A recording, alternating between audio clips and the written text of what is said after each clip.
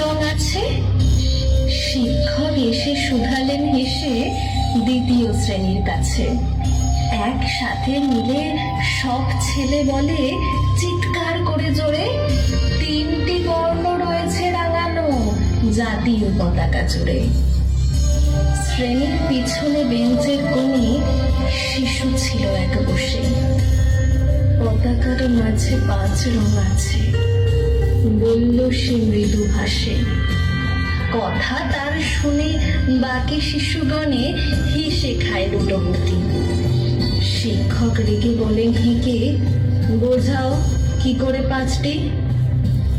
মাথা নিচু করে ভয়ার্ত স্বরে সরল শিশুটি বলে, ওপরে গেরুয়া, মাঝখানে সাদা, সবুজ আছে তার তবে, আর আছে আঁকা গোলাকার চাকা, নীল রং আছে এতে।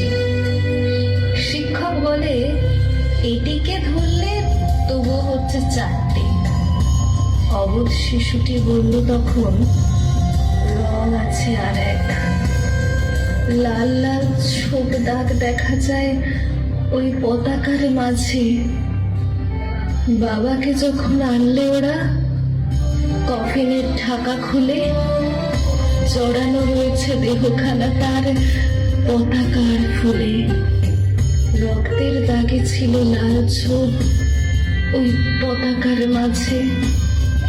এই নিয়ে মোট হলো 5টি। এবার তো ঠিক আছে। সরল শিশুটির জবাবখানি কাঁপিয়ে দিল বুক।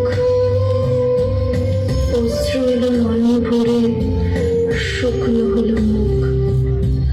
আজও যারা দেশের জন্য করেছে বলিদান, স্বাধীনতার শহীদ সম তাদের অমর প্রাণ। হয়েছে স্বাধীন, পেরিয়ে গেছে 76টি বছর।